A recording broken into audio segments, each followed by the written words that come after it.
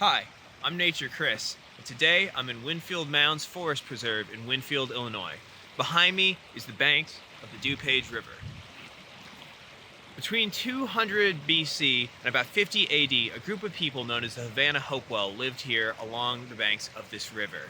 They built burial mounds, grew their crops, and created stone tools. Today, we're going to be talking about stone tools, the type that these people would have been familiar with. I hope you'll join me as we learn about prehistory and survival skills.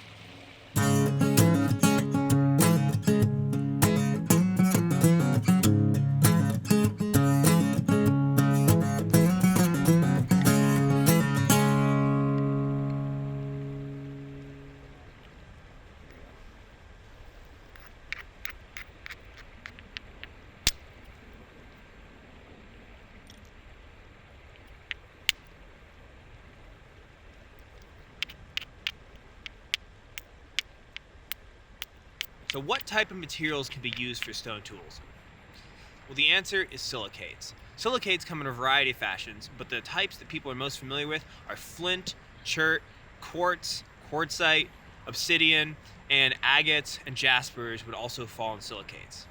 All of these things are very similar with the exception of obsidian, in that they are all made out of microcrystalline quartz. If you were to take and slice these minerals through a very thin section, you would actually be able to see under a microscope that they are made out of tiny individual quartz crystals. This makes them very hard and able to fracture in a way that we call a concoidal fracture, basically meaning that energy radiates out from the point of impact, passing out and creating the sharp edge where the energy meets the edge of the rock.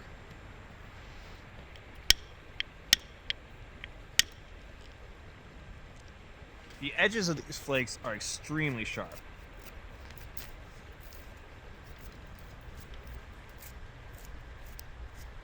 For every flake, there is a specific anatomy.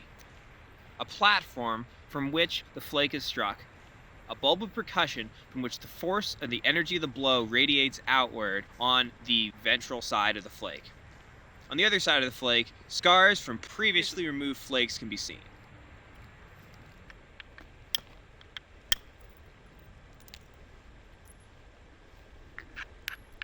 One of the reasons why antler is a preferred material for working stone is its elasticity. Antler, unlike stone, can compress more, and in so doing, it distributes its energy and the energy of a blow into the rock over a slightly longer period of time. This makes for a less pronounced bulb of percussion, and that in turn is easier to shape in the stone because you have less pronounced ridges.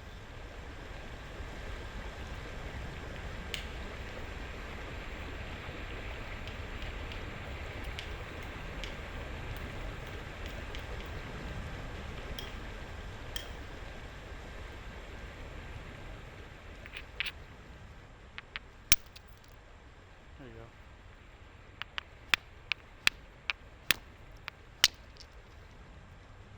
Flakes travel best along ridges. Thicker points in the rock that can support the blow of a hammerstone or antler billet. The goal of the flint knapper is to take a rock like this, turn it into something like this, a biface, refined and thin enough for travel, into something like this, a finished projectile point that we can use to hunt. There are three major ways of doing this: percussion, indirect percussion, and pressure flaking. Percussion is striking the rock with an object like one of these antler billets or another stone in order to knock off flakes. Indirect percussion uses a piece of antler as a punch. And finally, pressure flaking uses pressure to put on a very small area of the rock in order to knock off a flake.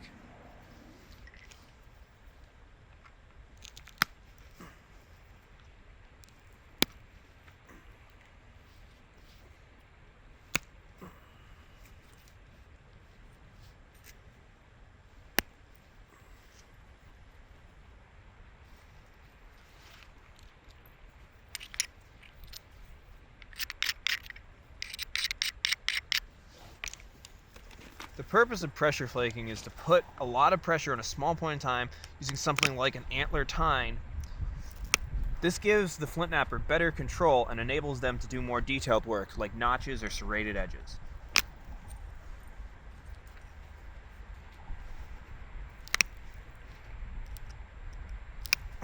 Note as I'm doing this how I move my leg in to initiate the flakes. By leaning over and by using my lower body, I get as much of my musculature involved in the process as possible to get both power and control.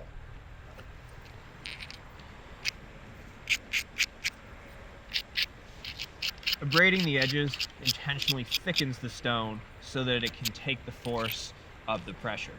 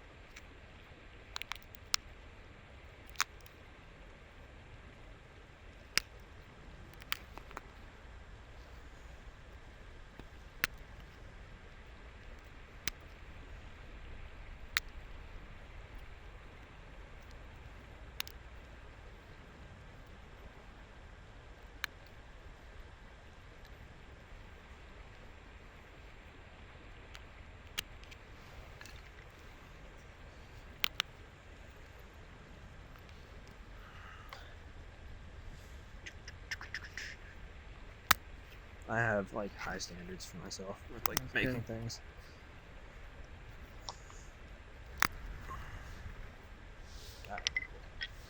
The final step in making the projectile point is adding notches, which will be done with an antler pressure flaking tool.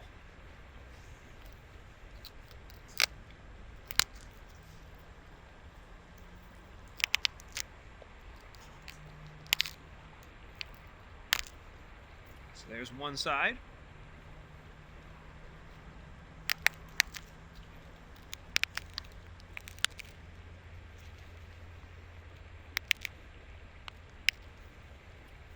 Sweet.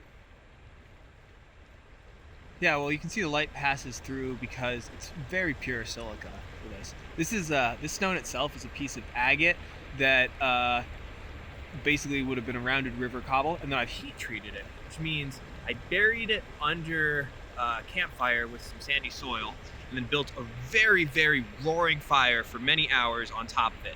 This fused the grains in the rock and made it a glassy, more easy to work material.